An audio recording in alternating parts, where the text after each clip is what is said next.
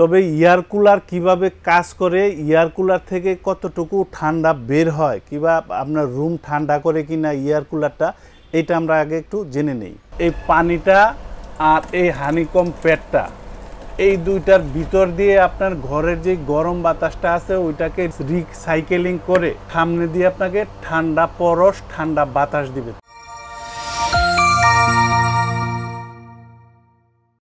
আজকে air cooler দেখাবো। তবে এয়ার কুলার সম্পর্কে অনেকে ভ্রান্ত ধারণা দেয়, কিংবা অনেকে এরকমের ভ্রান্ত ধারণা আছে যেটা একদম এসির মতো বাড়িঘর ঠান্ডা করে দিবে এয়ার কুলার দিয়ে। আসেন আমরা বিস্তারিত জিনিসটা একদম হাতে কলমে ভালো করে দেখে নেই।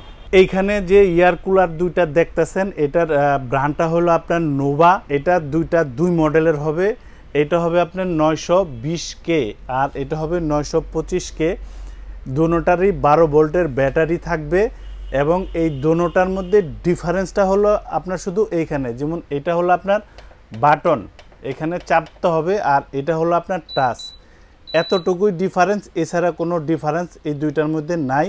তবে এয়ার কুলার কিভাবে কাজ করে, এয়ার কুলার থেকে কতটুকু ঠান্ডা বের হয়, কিংবা আপনার রুম ঠান্ডা করে কিনা এয়ার কুলারটা, এটা আমরা আগে একটু জেনে নেই। এখানে যে এয়ার কুলারটা দেখতেছেন এটাকে আমি অন করলাম। এরপর এখানে আমি যে কোল্ড লেখা আছে এই কোল্ডের মধ্যে চাপ দিলাম। এটার স্পিড হয় আপনার 9 পর্যন্ত আপনার এটা স্পিড হবে।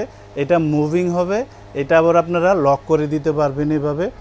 এখন আমি যেই জিনিসটা আপনাদের বুঝাইতে চাইতেছি সেটা হলো যে এয়ার কুলারটা যে কাজ করে এসির মতো ঠান্ডা হয় কি না, এই জিনিসটা আপনারা একটু প্র্যাকটিক্যালি দেখেন। আমি এখানে কুলে চাপ দিছি, এটার নিচে যে টাঙ্কিটা আছে, এই যে এটা একটু ভিতরে দেখেন, ওই যে ওই পাশে দেখেন আপনার পাম্পটা, এই পাম্পটা দিয়ে পানিটা উপরে আসতেছে, এইখানে আসতেছে, এইখান থেকে নিচে নামতেছে। আরও ক্লিয়ার করে দিই, দেখেন,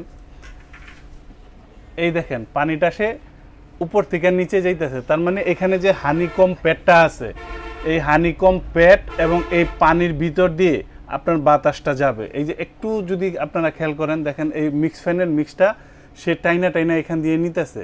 আপনার ঘরের যেই গরম বাতাসটা আছে, আপনার ঘরে যেই টেম্পারেচারটা আছে, খেয়াল করে শুনবেন, ওই এয়ার কুলারের কাজ হলো ঘরের টেম্পারেচার কমানো আর ঠান্ডা বাতাস দেওয়া।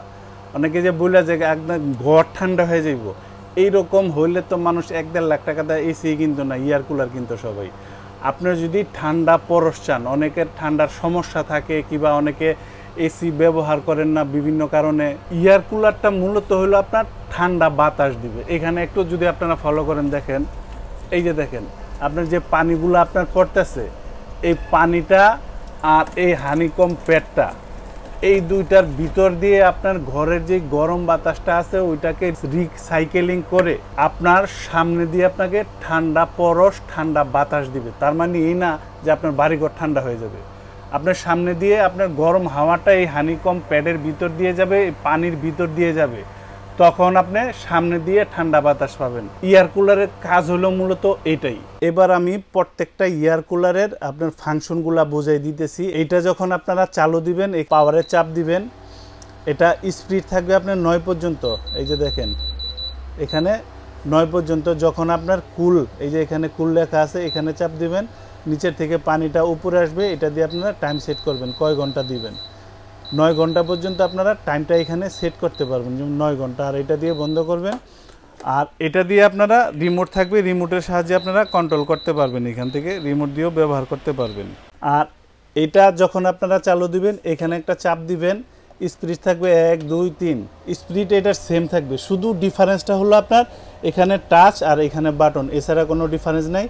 আর এখানে যদি ঠান্ডার প্রয়োজন হয় তাহলে আপনার এই কুলে চাপ দিবেন, পানিটা উপরে আসবে, ঠান্ডা একটা পরশ পাবেন, ঠান্ডা একটা বাতাস পাবেন। এখন এটার আর এটার মধ্যে আর কি তফাৎ আছে সেই জিনিসটা কোম্পানি বক্সে কি লেখছে, দোনোটার বক্সেই আমার কাছে আছে। এই জিনিসটা একটু দেখেন।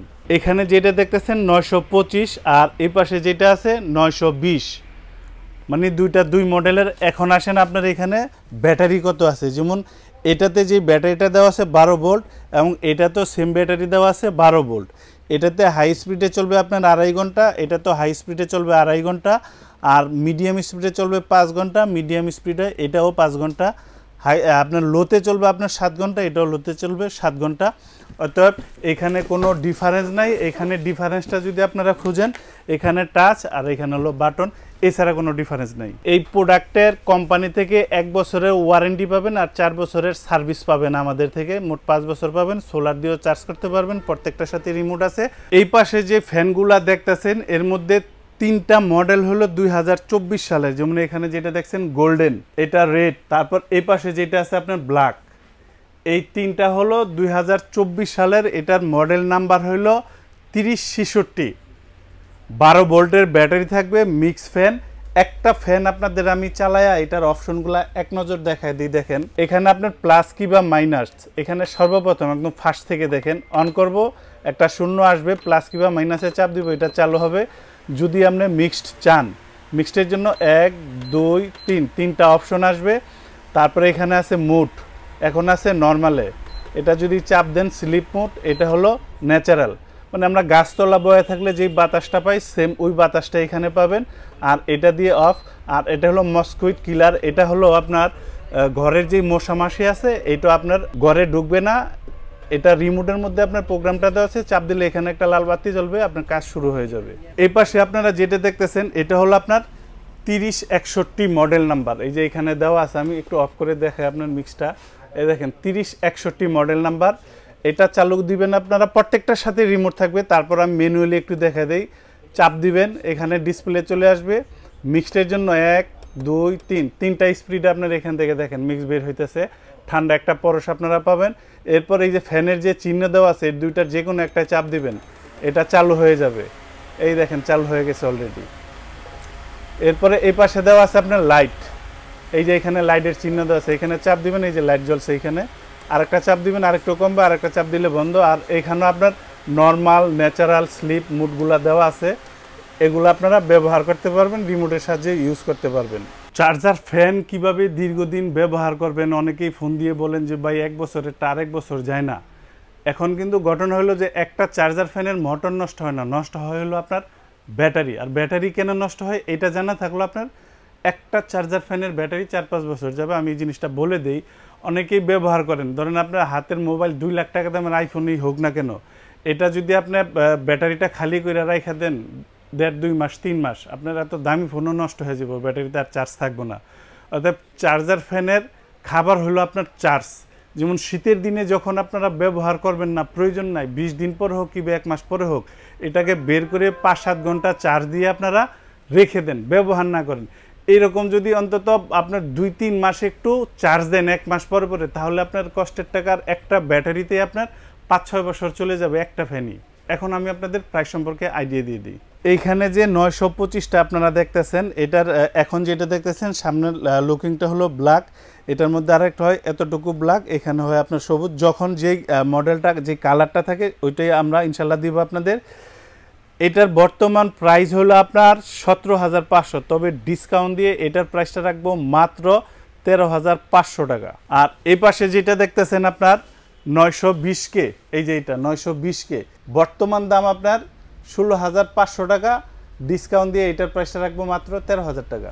আর এখানে যে ফ্যানগুলো আপনারা দেখতেছেন, যেমন আপনার গোল্ডেন আছে, রেড আছে কিংবা ব্ল্যাক আছে, মডেল নাম্বার হলো আপনার 3066, 12 ভোল্টের ব্যাটারি থাকবে, এখান থেকে যেইটাই নেন এটার দাম রাখবো মাত্র 14,000 টাকা। আর এই পাশে যেটা দেখতেছেন 3061 মডেল নাম্বার, এটারও বর্তমান দাম হলো আপনার 16,500, তবে এটাও ডিসকাউন্ট থাকবে, ডিসকাউন্ট দিয়ে এটার প্রাইসটা আসবে মাত্র 12,500 টাকা।